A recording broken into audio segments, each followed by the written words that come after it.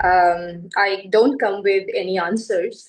I come with a longing, a deep longing, to really offer something from my learnings, my own lived experiences, my ancestral lineage, my land, which is Punjab, and it's coming at this time of this planetary rupture that we are all facing, we are going through, and I want to look at it as a world of possibilities.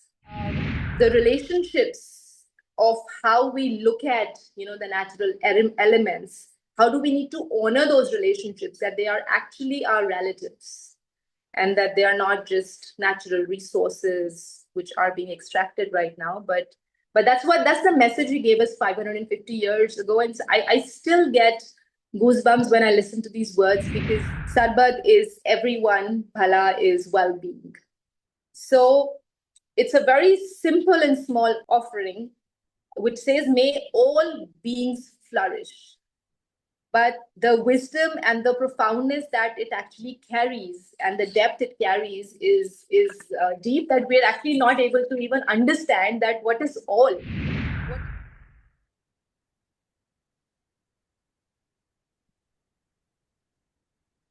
Namaste, everyone. Welcome to Yes Talks. The session today is titled From Sarbat da Bhala to Regeneration, Sikh Teachings for a Fractured World. Our guest speaker today is Ms. Sumeet Sandhu, who is a regenerative educator, systems convener, and facilitator of inner and societal transformation. With over 2 decades across corporate, entrepreneurial, and social sectors, she now stewards people-led regenerative movements across India, including Regenerating India. Rooted in earth consciousness and interspiritual wisdom, Sumeet weaves Sikh teachings, ecofeminism, and decolonial learning into her work. A Reiki and energy healer, she integrates ancient lineages with contemporary practices to midwife a more compassionate, connected world. Based in New Delhi, she is deeply connected to the Sri Aurobindo Ashram as a spiritual seeker and as a Mirambika parent, nurturing gardens of hope and intergenerational healing. Sumeet ma'am, we are so glad to have you with us today. Thank you so much for joining. Look forward to a lovely session with you. Over to you. Very warm namaste and also a Sat Sri Akal today to everyone. I'd like to start with saying Vaheguru Ji da Khalsa, Vaheguru Ji di Fateh, which is what we say in Punjabi and in Gurmukhi. Firstly, thank you to for this beautiful space, Ramesh Ji and also Arunima, for setting this up. And as an integral yoga practitioner for I don't even know how many years now, and also a follower of Sri Aurobindo and the mother. I think I went to Pondicherry for the first time in maybe 99 or something. So yeah, it's been a long time. And now I'm also a Mirambika parent, and I'm very, very blessed to be living right opposite the ashram. So for me, it's almost like home. I'm very deeply honored today to be amongst these kindred spirits. Every time, every blessing and teaching from the mother and the and Sri Aurobindo, which now my 6-year-old daughter also tells me. Sometimes when there is a bit of disturbance, and she tells me, "Mama, can you speak like Meera? Can you be kind and gentle like her?" So it's just a very blessed feeling to be speaking at this forum today. But I don't come here as a teacher today, as an educator or a facilitator. I come here as a seeker, like most of you. I don't come with any answers. I come with a longing, a deep longing, to really offer something from my learnings, my own lived experiences, my ancestral lineage, my land, which is Punjab, the dharti of 5 rivers. Punjab translates into 5 rivers. That's the actual meaning of the word. And yeah, and it's coming at this time of, this planetary rupture that we are all facing, we are going through. And I want to look at it as a world of possibilities. So that's what I'm bringing today. And in the next 45 minutes, I'll try and do justice to the Sikh teachings, which is a work of over 550 years and with so many saints and gurus. And whatever I'm hoping to capture and share with all of you today, I'm devoting this also as an offering to my ancestors.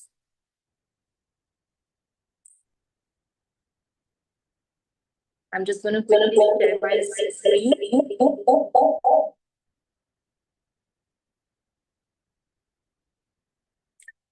Okay. I'd actually like to start with an invocation, which is this beautiful Shabad. It is the early teachings of Sri Guru Nanak, who was the first guru of the Sikh movement. And it says, Pavan Guru, Pani Pita, Mata Dard Mahal. Actually going to take a moment if you'd like to maybe close your eyes and just try and sense in and immerse yourself into these words, which actually translate into Pavan being the air, who's our guru, and water being the father, and earth being our great mother. Pavan Guru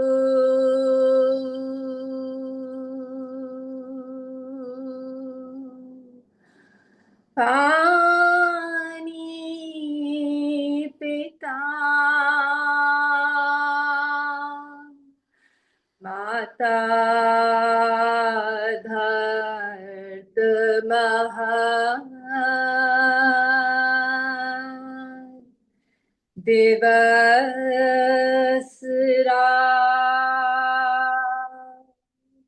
Doi Dai Daya Khele Sagal Jagat Changyaya Buryaya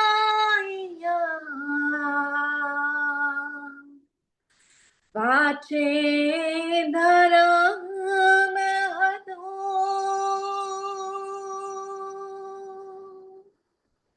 Karmi Apo Apani Hene Kedu Pavan Guru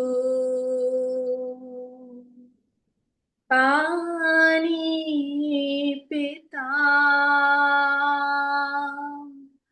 Mata Dhat Mahal.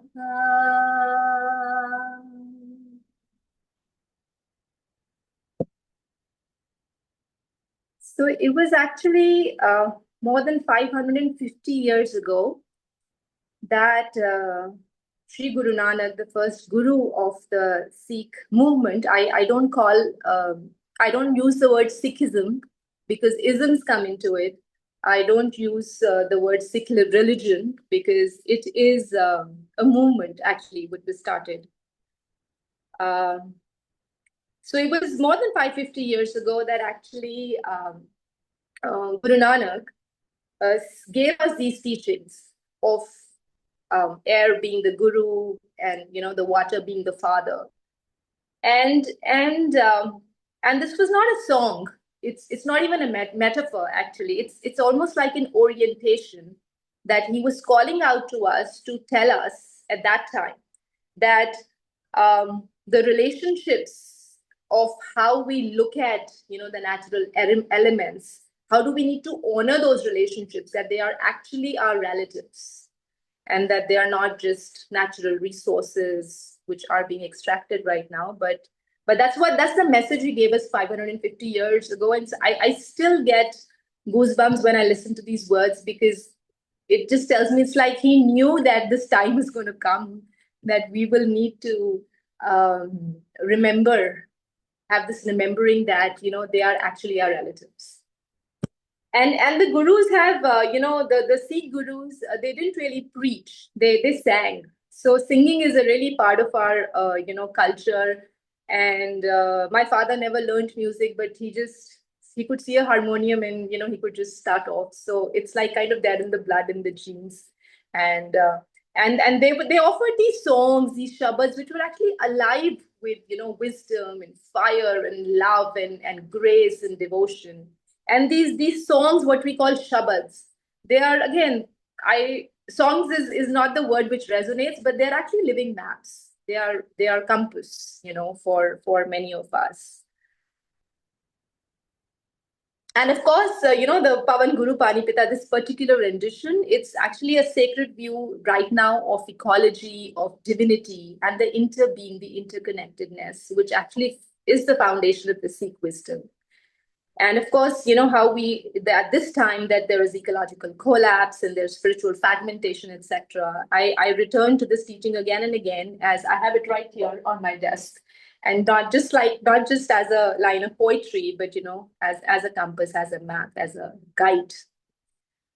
But then, many of you might wonder, I also wonder, who am I, to talk about Sikh teachings, right? Of course, I'm a Sikh. But why am I talking about this? And what has brought me to this place that I want to go back and bring these teachings alive? Not from a Gurudwara perspective, but, to a larger forum. So my own journey into regeneration has been a long journey. And sometimes it seems like it's been many lives woven into one life. And but today, my identity, I come to you as a daughter of Punjab, which is the land of 5 rivers. Shaped by rivers and revolutions, Punjab has seen multiple revolutions, which called out for victory, but also called out for a lot of trauma. I also bear the weight of both patriarchy and minorities, especially in a beautiful and a vast country like India, where a majority minority is always a question, always an alive question for most of the Indians. And as a woman walking the path of inner as well as outer regeneration, the current work and the identity that I'm holding, and I'm also walking through the world as a bridge between, let's say, corporate boardrooms and the grassroots. I've bridged to say, from marketing to finding meaning, from systems to soul, and that's where I'm trying to bring worlds together, because we do need bridges at this fragmented time. And I'm an edge walker. I call myself as an edge walker, trying to weave futures with humility and hope. And if there is one big teaching, when Rameshji spoke to me about this conversation, he said, we want to talk about Sikh teachings, which of course I'm honoring and I'm going to honor, but I also wanted to bring these teachings alive for us. And what do these teachings mean for us at today's time? So there's one teaching which has been, like I would say my North Star, and something which is recited like in every, it's like as Sikh children, we would go to the Gurudwara. So at least 2 or 3 times in the Gurudwara, this is said. It's called Sarbat da Bhala. Sarbat is everyone, Bhala is well-being. So it's a very simple and small offering, which says, may all beings flourish. But the wisdom and the profoundness that it actually carries and the depth it carries is deep, that we're actually not able to even understand that what is all. What is all when we talk about, the all? Is all, human beings? Are we also talking about creatures, the whales, the snakes, the ants, the little, what the children call gunga, and the little earthworms, and the butterflies, and the rivers, and the nations. And when we say all, Is that all? Do we include that in the all? And all the generations which are yet to come, who are not even here.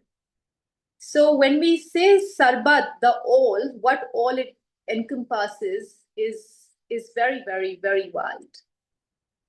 And imagine if we were to have this tenet of may all beings flourish as the overriding, overarching, philosophy, then how would governance be rooted in Sarbat da Bhala? How would economics be rooted in all beings flourish? How would education, diplomacy, science, climate policy? How would all these shape up? Could they shape up with a commitment to a collective well-being? So this is the message of Sarbat da Bhala, a 3-word phrase which actually encompasses the entire cosmos in it.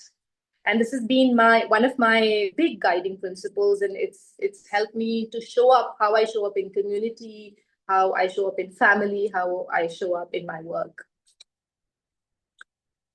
But then the question is, what is the relevance of Sarbat da Bhala today? We're talking about a fragmented world. We have polycrisis. We have the climate crisis. The climate is in a crisis, but so is our soul. We have counseling sessions. Businesses which are flourishing these days, and coaches and counselors, and all of that, right? So there's mental health. So in a time like this, how do we even understand? How can we talk about Sarbat da Bhala? How does it resonate with this time? And for me, I think to understand our very fractured present, which we have, of course, played a big role in creating that, to understand this fractured present, we must return to our sacred past. Because there are lots of answers which I have found sitting in the past. So we're going to maybe go back to about more than 550 years, which is when the Sikh revolution started. It was in 1469 that Guru Nanak was born in what I still call the undivided Punjab, and I don't say Pakistan. And when I spell Punjab, I spell it as Panjab, which is the erstwhile spelling. And sometimes I do get looked at and say, you might get, let me not put words there, but yeah, it's not a safe thing to do in today's environment. But that was the Punjab, and the origin, where in fact it was where the Indus Valley civilization was born. So that is a bioregion, the largest space, which is where Guru Nanak traveled. So Guru Nanak was the first Sikh guru. And he is, I call him the founder of the Sikh philosophy, the Sikh movement, not the Sikh religion, not the Sikhism, the ism that we put in, but he was the founder of this revolution that he started. Because what plagued him, and what really disturbed him was this, the polycrisis that the world was in at that time, because there was social unrest, there was political unrest, there was a lot of challenges in those times also, which he was not willing to be a part of. And he wanted to create a new world. And so what he did was he took 2 of his friends, whose names were Bhai Mardana, who was a Muslim, interestingly, and the other one was Bhai Bala, who were all from the similar area, that they were born in Pakistan. And once they grew up, they started traveling. So Guru Nanak is actually one of the world's, he's the second most traveled person in the world, because he traveled for 24 years. And what did he do during these travels? So he used to, they used to sing. So Mardana was someone who had, this beautiful instrument called rabab. He was a rabab player. And they used to, be out there with people. They would sit with kings. They would sit with, beggars. They would sit with men, women, all kinds of people, and ask them questions, sometimes provocative questions. about how we are living our life. What is it that how are we even existing? And their offering was that how can we live in oneness, equity, and reverence again? Of course, they walk the earth as listeners, questioners, and also singers of truth. And that time there was no Hindu, Muslim, all of that, because there was no Sikhism. So they were just meeting people, saints, farmers, everyone. And that's what they did for about 24 years. And that's how the Sikh teachings came about. So let's dive into some of these teachings, which have now become tenets of life for some of us. I'm calling them the 5 regenerative teachings, from the Sikh movement, which are actually also pathways for inner and outer transformation. So let's start with, you must have heard it many times, Ek-Omkar, Ek-Onkar. So Ek-Onkar actually translates very simply into oneness. It's about the oneness of, again, life. I mean, here in this image, I've tried to actually put together again the elements and what we were talking about in Sarbat da Bhala, how all beings are important and are there, and even acknowledging their presence, that there is the oneness and the interconnectedness of life amongst all of us, which many times we do forget to honor. But every time when we recite the word Ek Onkar, we are trying to remember the oneness of life that life has offered to us. And this is a symbol of Ek Onkar. And this also says that the creator and the creation are not separate. So the God, so-called God, if we want to use that word, but the creator, I will, keep it neutral, is actually inside the creation. So the flowers, the bees, and the everything, the dew, the mist, everything of life, they are one flow, they are one pulse, they are one light. And which is the main foundational teaching of oneness of the Sikh tradition. And when we start seeing the world through this lens, there is no othering. The othering just disappears because it just crystallizes, it just makes your vision so clear. There's no hierarchy of worth.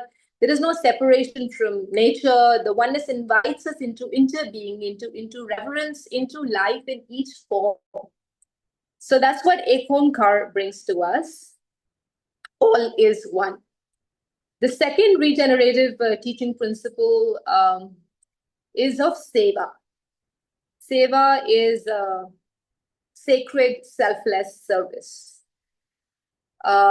which you can also use, that is a charity, but we don't look at it as charity. It's actually solidarity.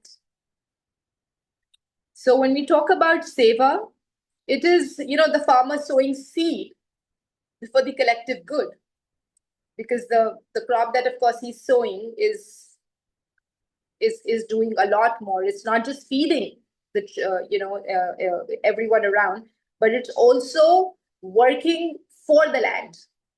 So there's a lot of seva in that. The hands which are cooking langar, again, without expectation. So if you must have, of course, heard of the langar, pratha, which is one of the most popular tenets of the Sikh culture.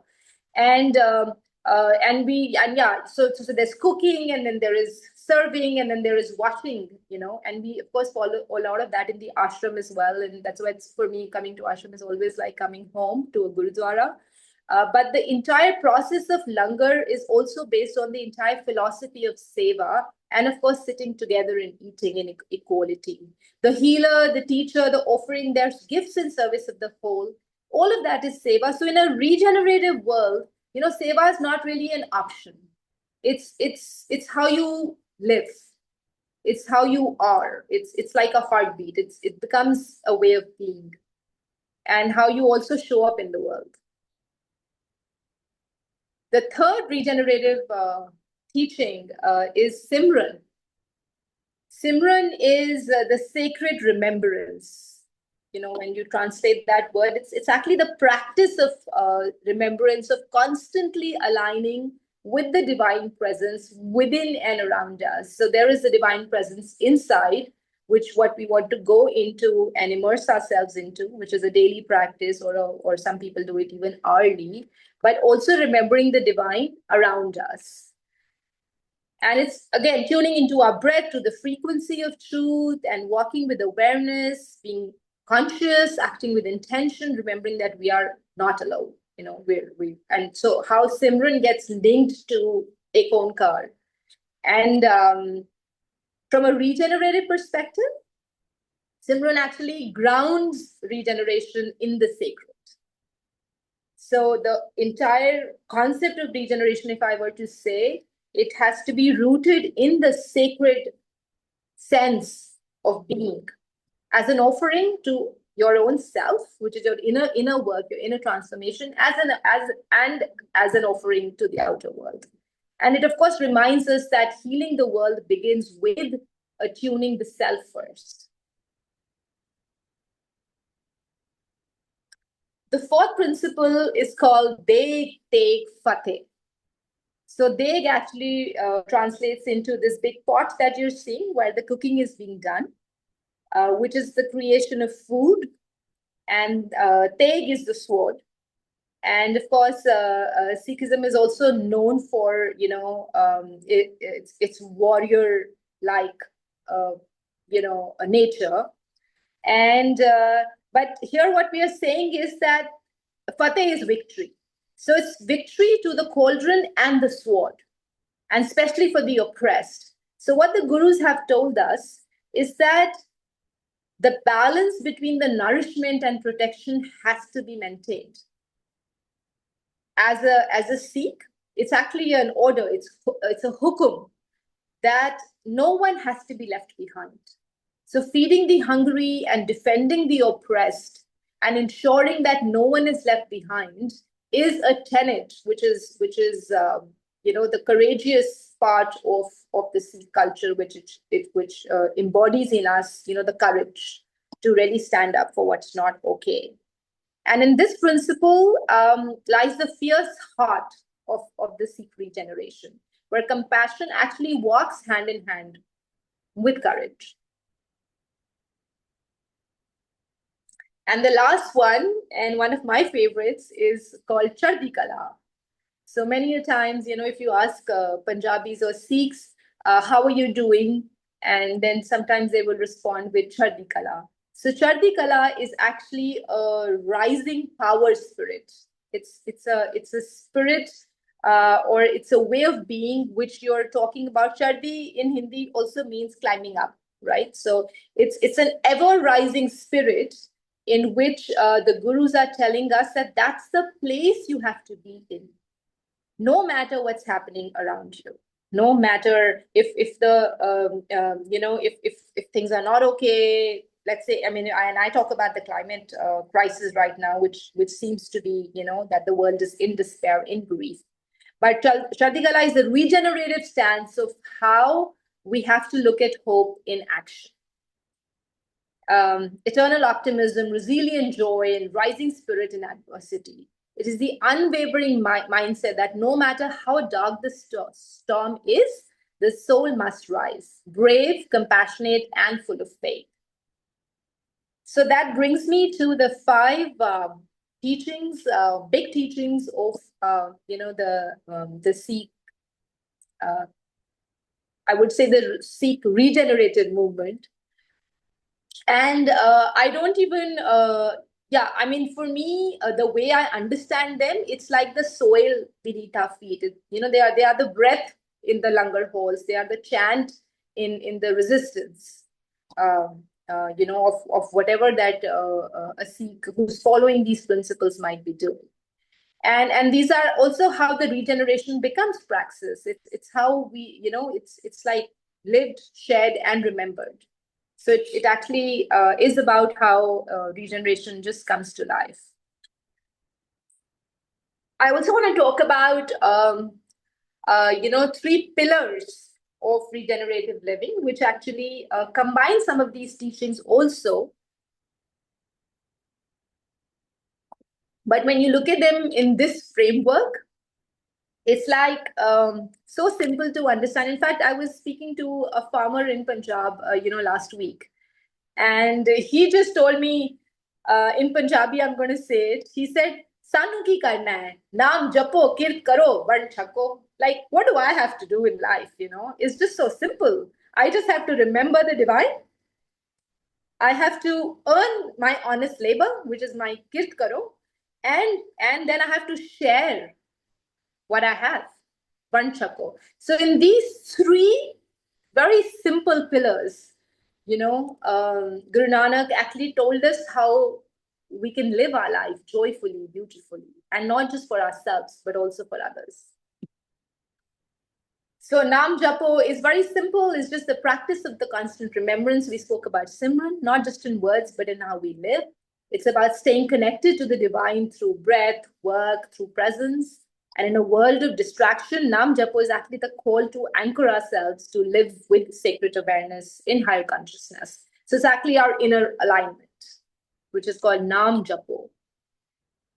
Kirt Karo is teaching us how to live and work with integrity and with honesty and to contribute to society through just means, not extraction, not exploitation. It invites us to align our livelihood with our values.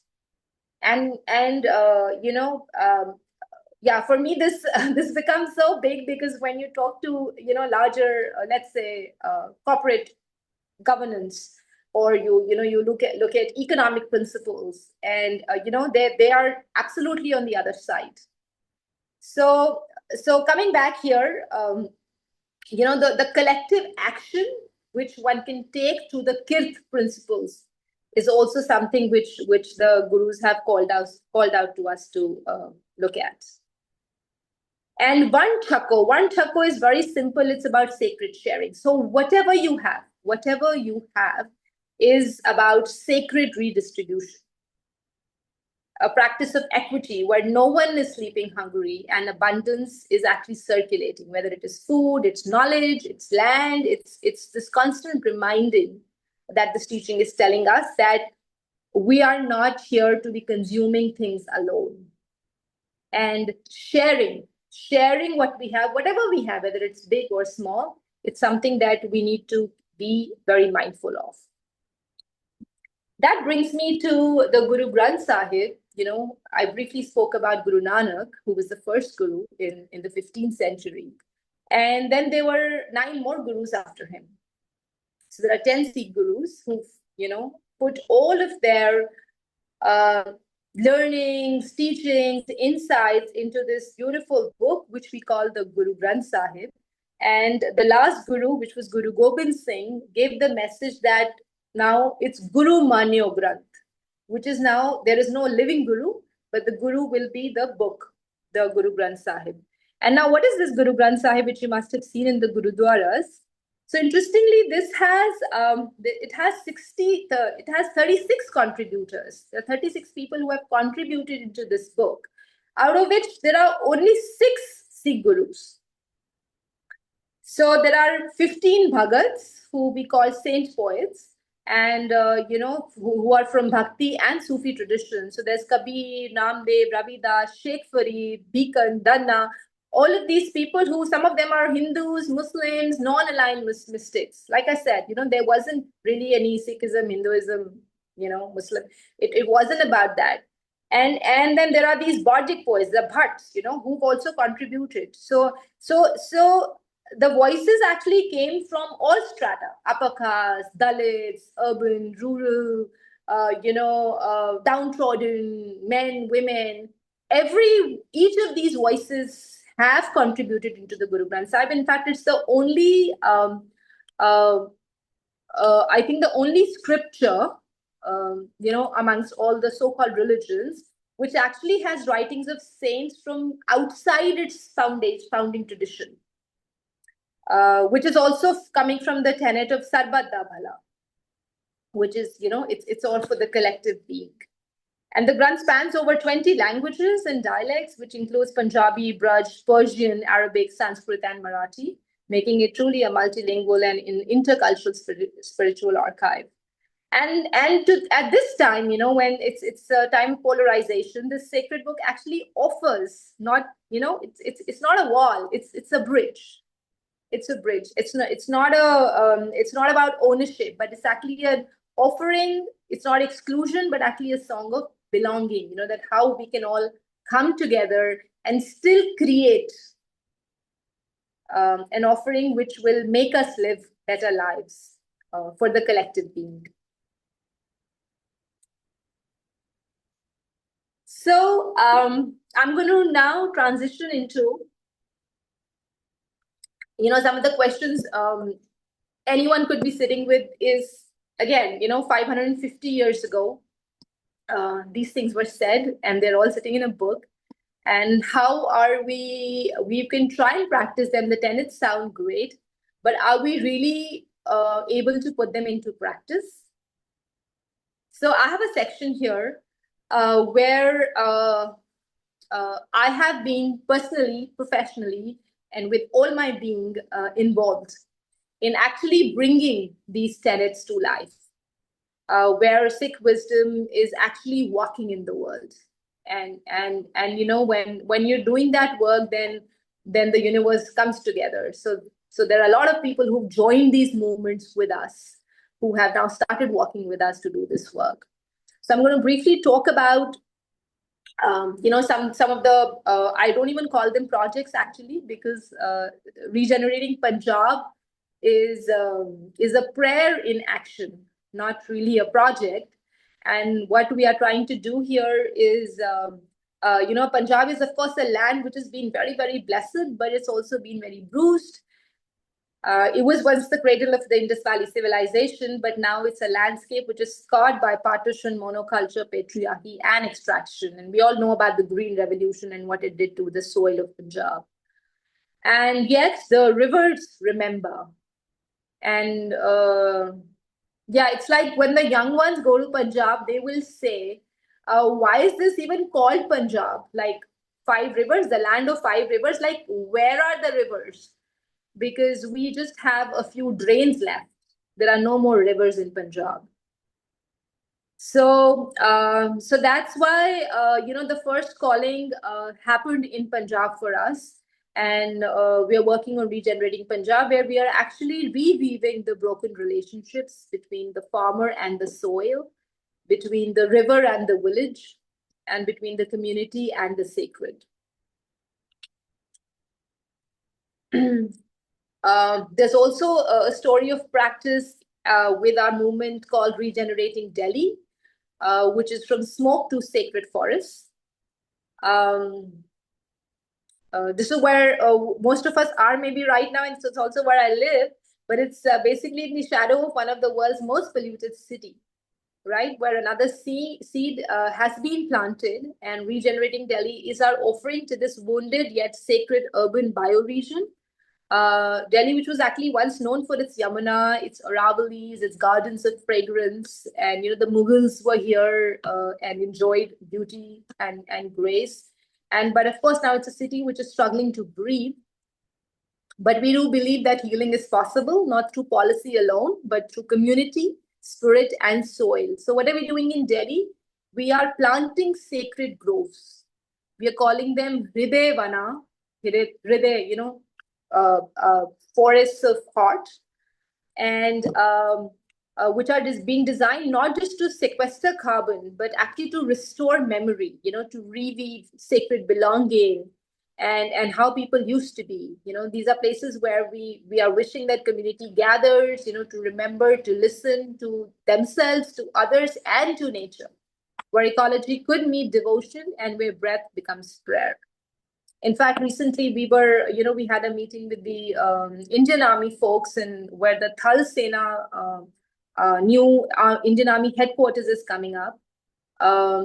We are hoping and keeping our fingers crossed, if a project like that comes through, then that will be an example to really plant sacred groves, in a larger and more impactful way.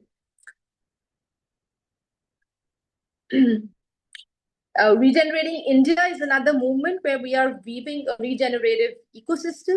And this is a larger We're looking at eco-villages, eco-communities, spaces of learning, healing, and bringing the right relationship with Earth, where these principles can actually be embodied and where people can live a life like that.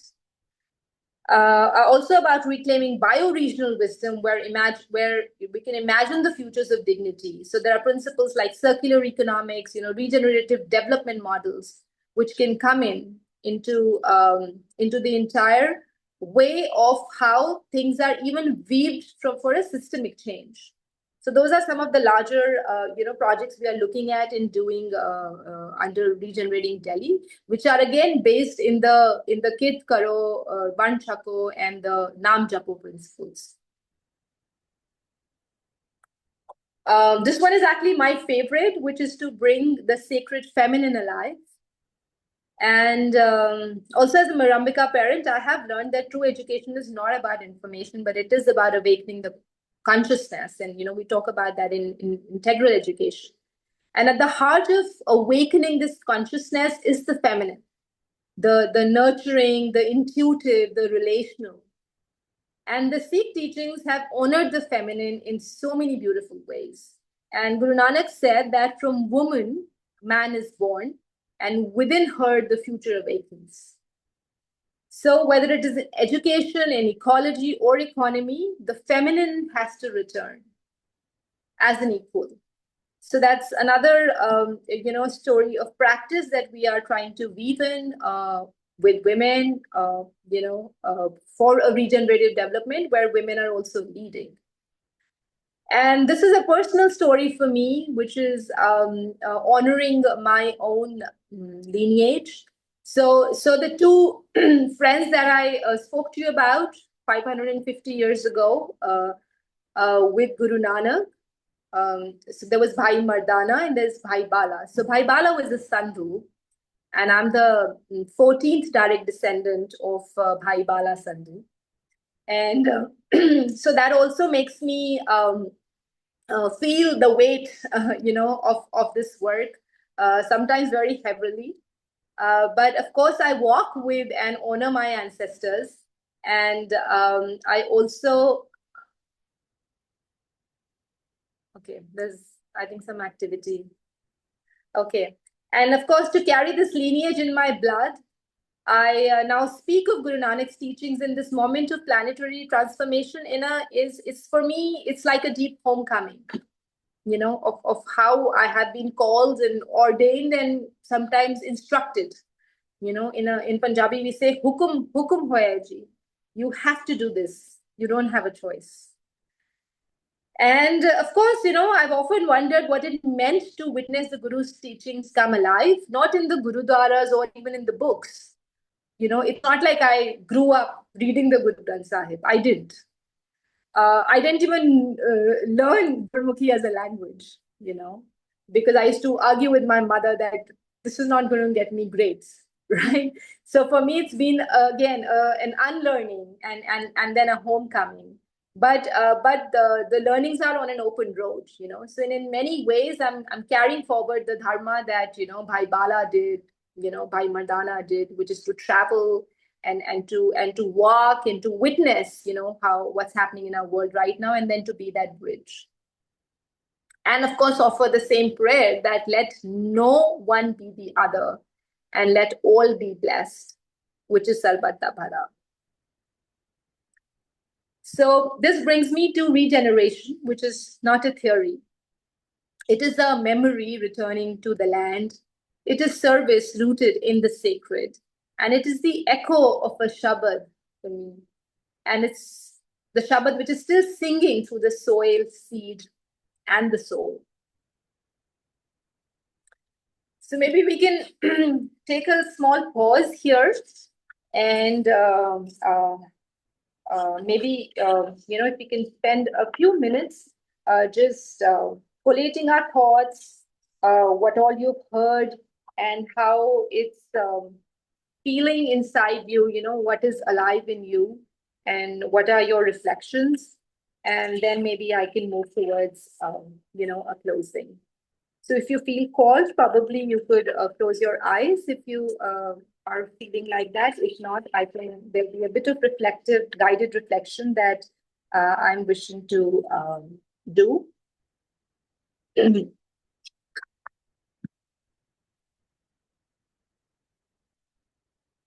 So let's all take a moment to breathe deeply. We can start with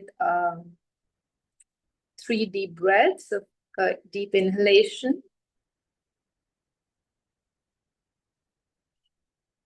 Really sensing into our immediate being right now. And slowly exhaling. Another deep inhalation to become more present into this moment. And another deep inhalation to try and connect with our thoughts and try and find some stillness. To go back to the stories that we've heard, the teachings of the gurus, the echoes of the soil, the service, and the songs. What is living in you as a memory, as a longing, as a knowing? What would it mean for you to walk your path of regeneration? Is there something which is waiting to be remembered in your land, in your life, in your lineage? Let's make this moment sacred. And from this sacredness and stillness,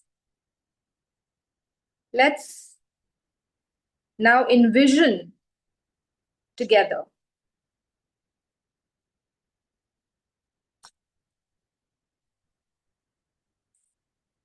we can come back to the screen, and what I'm wishing to offer is a collective envisioning exercise for all of us, that if we were to look at the earth from above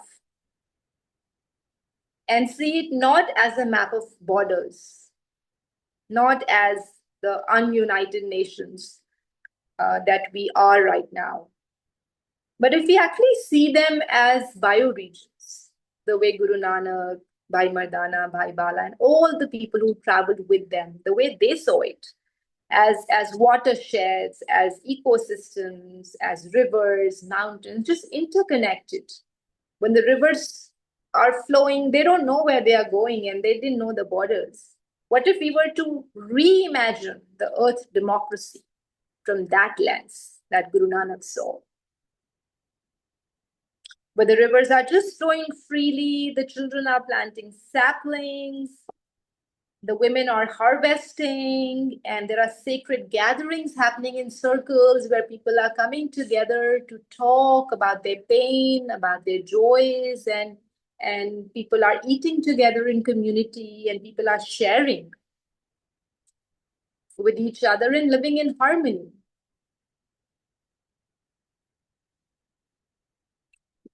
If we were to have a vision and an invitation to imagine a world where we actually govern, but not through domination, but through deep listening, where the well-being of the rivers guides our policies, where the land is not owned by anyone, but tended, loved, and co-stewarded. Imagine economic systems which are rooted in kirt karo, which is the right livelihood, which is the way of working honestly and with dignity and integrity, and not through extractive principles. Imagine food systems which are shaped by a principle like Varnchako, which is a sacred sharing, which is about everything that is being produced has to be shared. What if our education systems nurtured the principles like Simran, Nam Japo, the remembrance of the whole, and they started with the inner development? Imagine a democracy of the earth, where the voice of the water, the rights of the soil, the prayers of people and pollinators are all heard, where the rivers have a voice, the mountains have a voice, the stones, the rocks, everything has a voice, and those voices are heard. Where we remember that we have the earth elements as our relatives. And we honor the Pavan as our Guru, the Pani as our Pita, our father, and the earth as our great mother.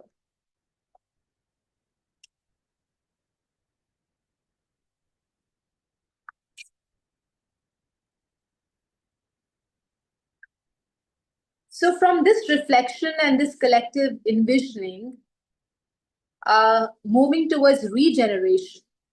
So this is not just a dream. This is actually, the work is already beginning. The work has already started, in gardens, in communities, in rewilding of rivers, in replanted forests and sacred groves, and reimagined rituals.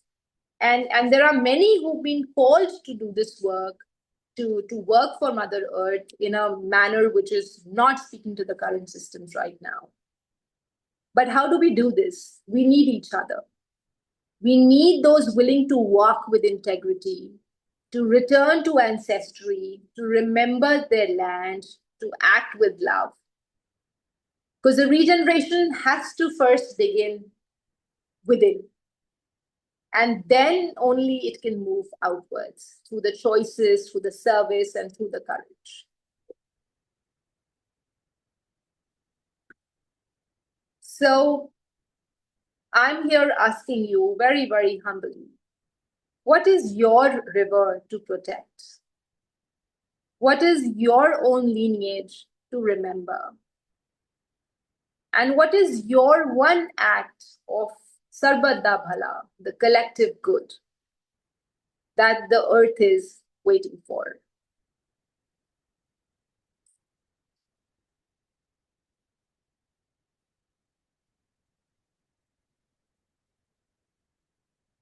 I would like to conclude by this offering, which is a very beautiful Shabad, which was, the words were given by Guru Arjan Dev Ji, who was the fifth Guru.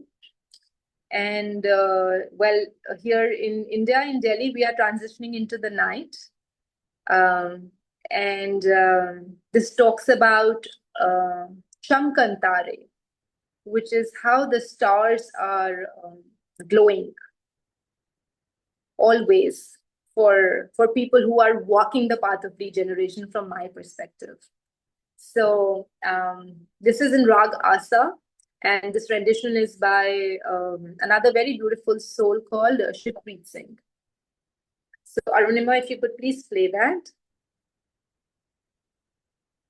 If you wish to close your eyes or whatever calls you, or even join as Sangat to sing the Shabad along. The words will be displayed.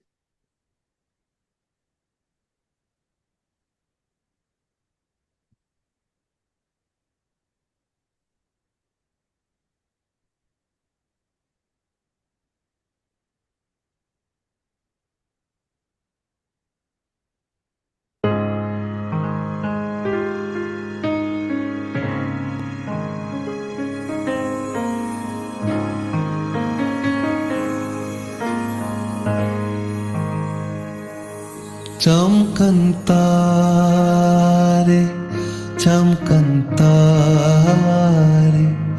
chamkantare,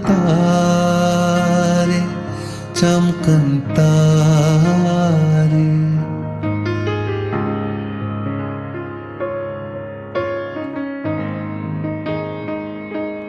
Chamkantare, chamkantare, chamkantare, chamkantare.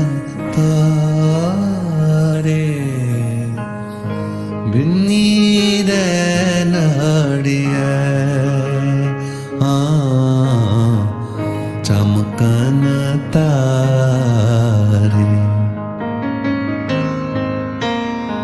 Binni रैनाड़िया चमकन तारे जागे संत जना मेरे राम प्यारे बिन्नी रैनड़िया रैनड़िया चमकन तारे जागे संत जना मेरे राम प्यारे चमकन तारे चमकन तारे चमकन तारे चमकन तारे बिन्नी रैनड़िया चमकन तारे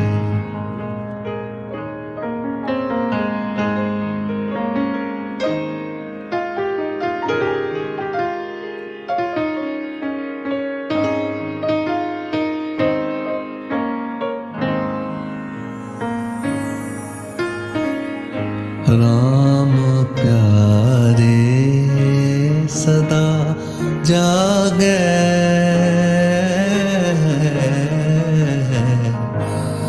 राम प्यारे सदा जागे नाम सिमरे दिनों चरण कमल ध्यान हृदय प्रभु बिसर नाही किनो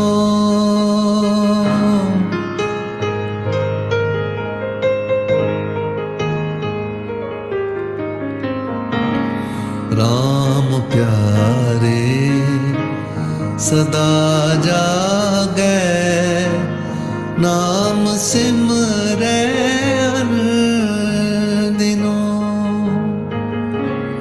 चरण कमल ध्यान हृदय प्रभु बिसर नाहिक किनो तजमान मोह विकार मन का कलमला दुख जारे बिनवंत नानक सदा जागे हरदास संत प्यारे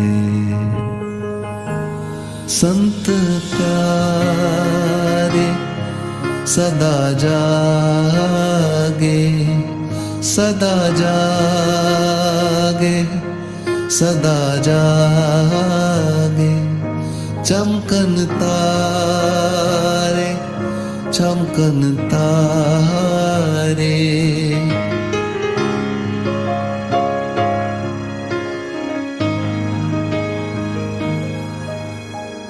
Binni रैनड़िया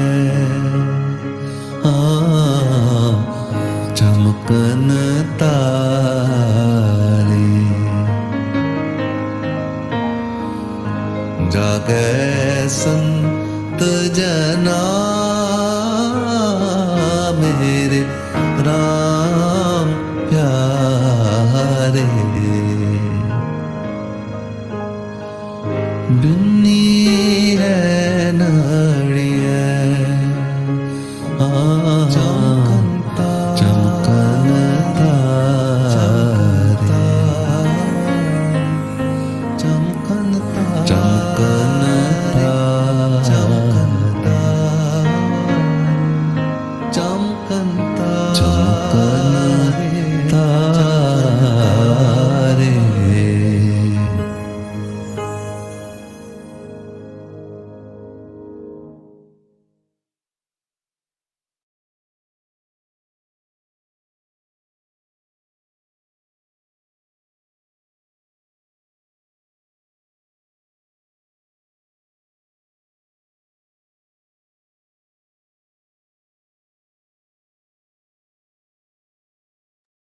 I don't have words anymore.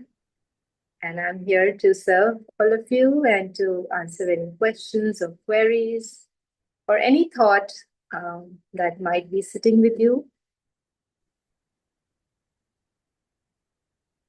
Thank you so much, Sumit ma'am, for this deeply enlightening session. And we really appreciate your heartfelt effort, and it really came across, and I'm sure we all could feel it. Thank you so much. Grateful, ma'am. As you I'd said, also like to thank, Ramesh ji, I think. For me, he's first the author of so many beautiful books, which my daughter loves. But he himself is such a beautiful soul. And, when he told me that there hasn't been any Sikh convening, at the Yes Talk Forum, which you've been doing so beautiful for so many years. And I had, these are things I've been living and still learning. There's so much to learn, but I hadn't really put this together in this form. So Rameshji, I'm so grateful to you because this evoked so much more in me, and it also was this message. I think you came in the form of that messenger that I have to take this word out to more people. So you have just been this guide who's put me on my path. Uh, so thank you so much, and Arunima, for your patience and just organizing this so beautifully and holding the space so nicely. Thank you so much. I'll be happy to, if people have any questions or anything you're feeling, I would love to hear from you. I've been talking so long. It'll be yes, nice if you all want to put on your cameras or have any sharings. yeah, participants, as Sumit ma'am suggested, the session is open now. If you have anything to share or any questions, please go ahead. Akashji, please go ahead.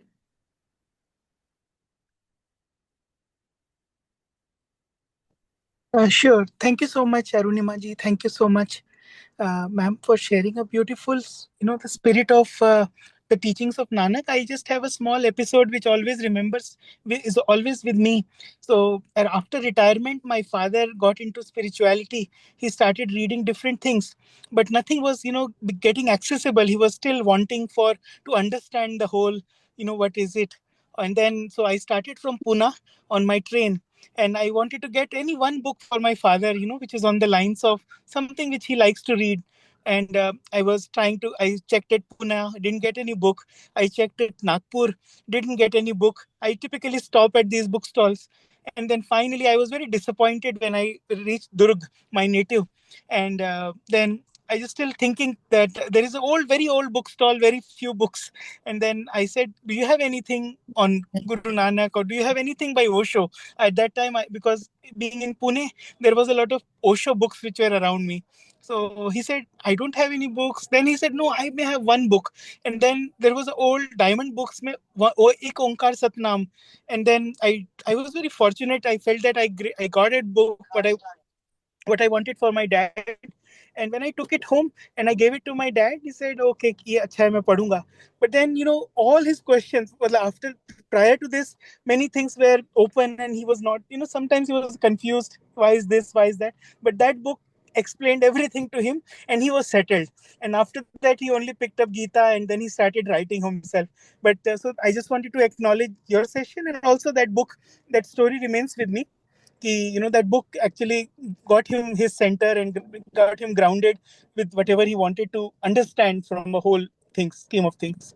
So, but thank you so much for bringing it. And I often attend this IIT Gurudwara, but I could not understand the Gurumukhi and the language. But the way you presented, I think now everything is accessible to me. What each of those, this when they say Chardi Kala, Sabka Bhala, I think all those things are now accessible to me. So I just wanted to say thank you for the Yes platform also to make it accessible to all of us. Thank you.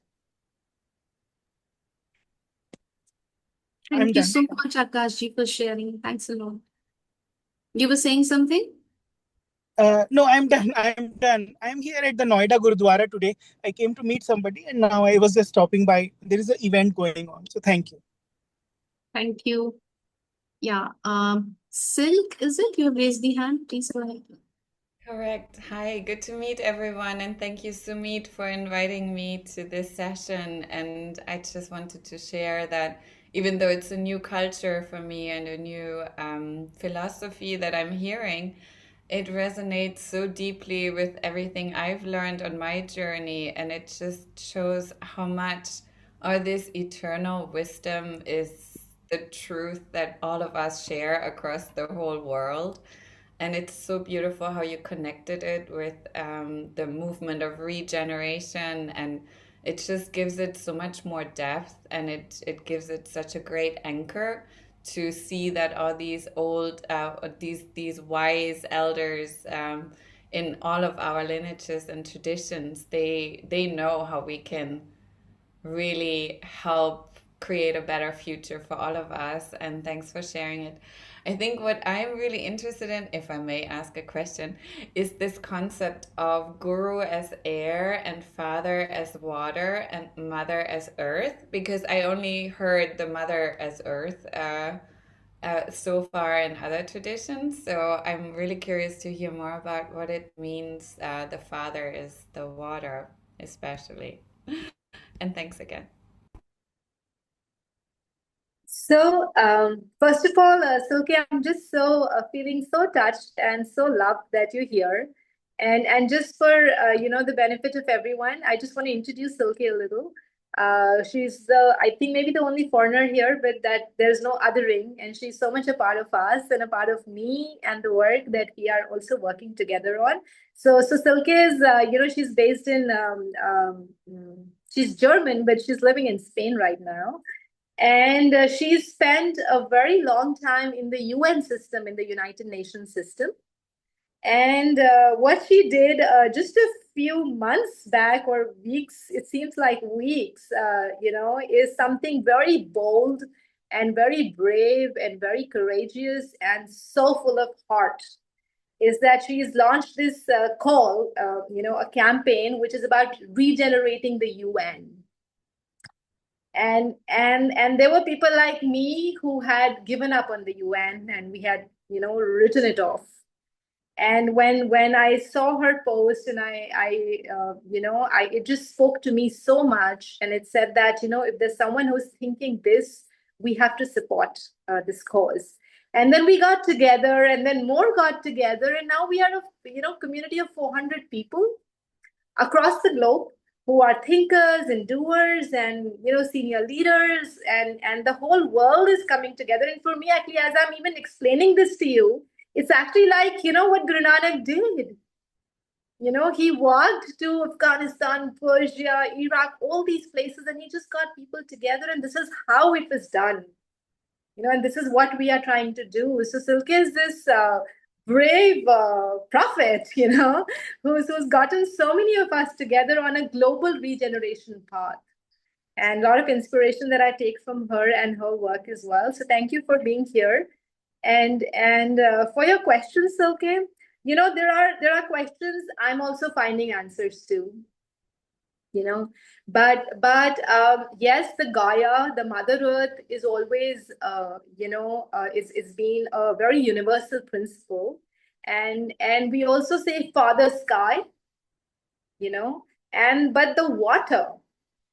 For me, the way I understand it is because we're 70% water, and without water there isn't anything, right? Because water was the first, so the seed. The seed, the masculine seed, the water is the father. And it's also the sacred union, right? Because it's the union of the masculine and the feminine through which the creation will happen. So the water is this ever, present, the 70% of the earth is water. And if we don't honor that as the father, then the mother is, in Hindi, we use the word banj, which is infertile. In India, we have this word, right? So the mother, the seed will have to come through the water. and the mother would be left, seedless and infertile in her womb if the father doesn't, the union doesn't take place. So that is how I understand the pani pita, the water being the father.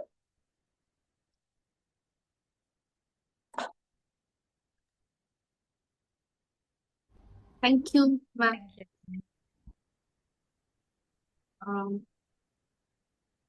Dr. Bijlani, sir, we request you to share your thoughts, please. Well, at the end of such a soul-stirring talk, there is not much that one can say by way of words. It just brought out the degree of dedication, intensity of devotion, the scholarship, and years of reflection and practice that Sumeet has behind her. And I'm sure, although, as she said, this was probably the first time that she got an opportunity to organize that was there going on in her mind. But I'm sure that did not really take too much effort, because what she has been learning, practicing, and experiencing was enough for her to just quickly organize it. But at the same time, having said that, the way she had organized it, the beauty of the slides that she showed, and the sequence in which she went around everything, combining a bit of experiential element for the audience as well, through meditative experience, and through the music that she shared at the end. I think it was really amazing. And so, although it was not necessary for her to put in, she did put in a lot of hard work to make the presentation as effective as possible. And that is what we call perfection. She seems to have, apart from everything else that I said, a passion for excellence and perfection. And that's what this talk demonstrated. Although she used the word stories in a rather broad sense, but gave me an idea that many of the things that she talked she could develop into beautiful children's stories. And that would really be great, because just because something is profound doesn't mean that it also has to be complicated. That is what her talk brought out. Things can be brought out in a very simple way. And I'm sure what can be said in simple words, the way she said, can also give ideas for beautiful children's stories, children's books, in which we can convey these things without sermonizing also to the children.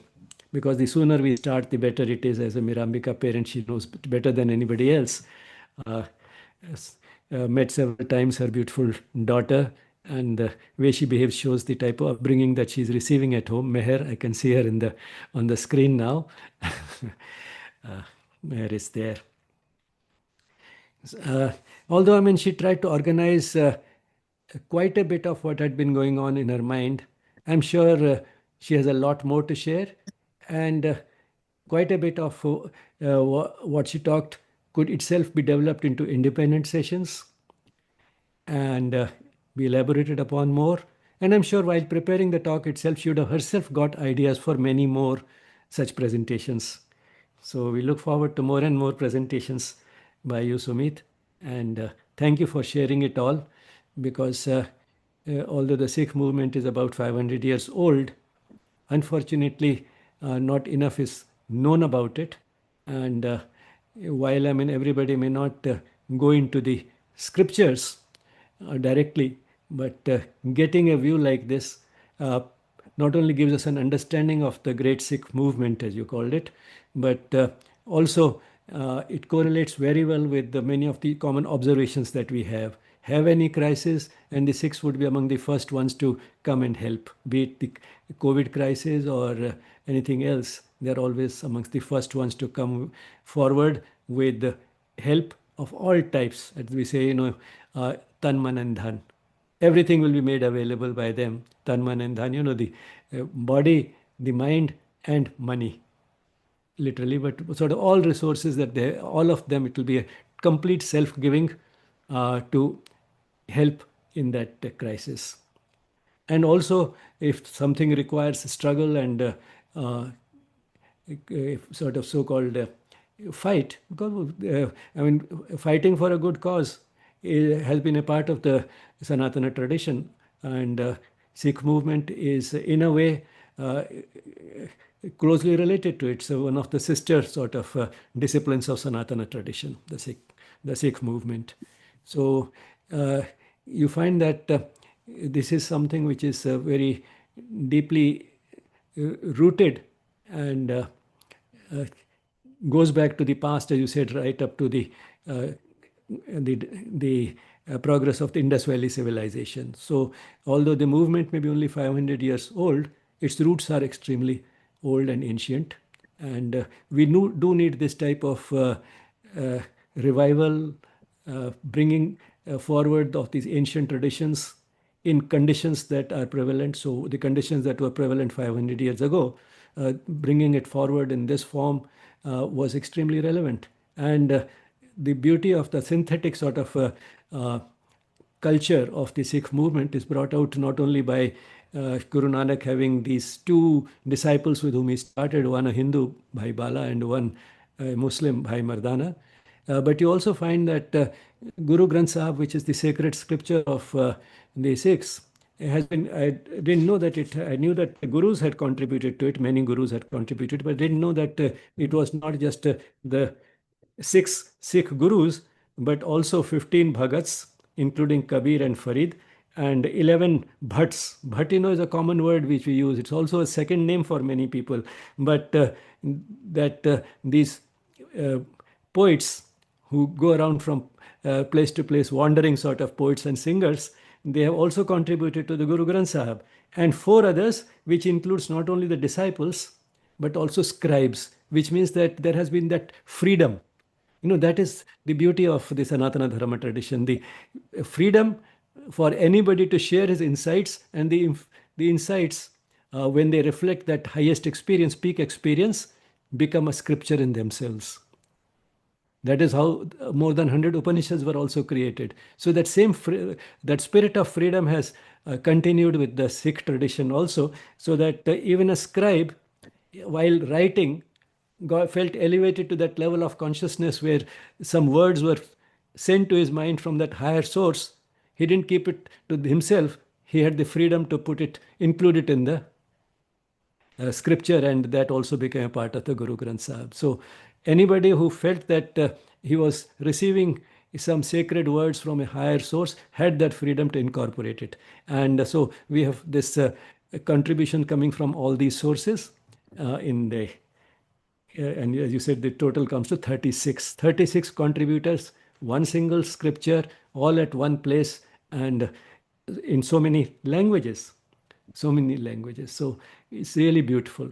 And we talk about this synthesis all the time, but then to bring together scriptures from different traditions becomes difficult because they all have a certain character. Say, they may be in one particular language and contributed by one particular founder of the religion and so on. But here you have 36 contributors in a single scriptures, multiple languages, and it's really amazing and beautiful. Now one can understand why this tradition, in fact, considers Guru Granth Sahib itself to be the Guru. So thank you once again. I really don't think that even what I've said expresses fully, because words are inadequate to express the appreciation for a talk like this, which was, one might say, a satsang in itself. Thank you so much. Thank you. Thank you, sir. So before we close, let me quickly inform that the recording of today's beautiful session will be published on our YouTube channel, Yes Spirituality. You can also visit the channel for extensive content on yoga, education, spirituality, and related subjects like psychology and wellness. Oh, that is so beautiful. Yeah, this is little Meher's offerings. Yeah. So it's in oneness because she's also a part of this. And as a 6-year-old, she's been helping me and supporting me. And in the morning when she woke up, her first words were, "Mama, today is a big day for you." So yes, I'm Really good, Mehek. You enjoyed making these? Yeah. Sumit ma'am, thank you so much once again for sparing your valuable time for all of us. And participants, thank you for being with us today. We close today's session now with a moment of peaceful silence. Namaste.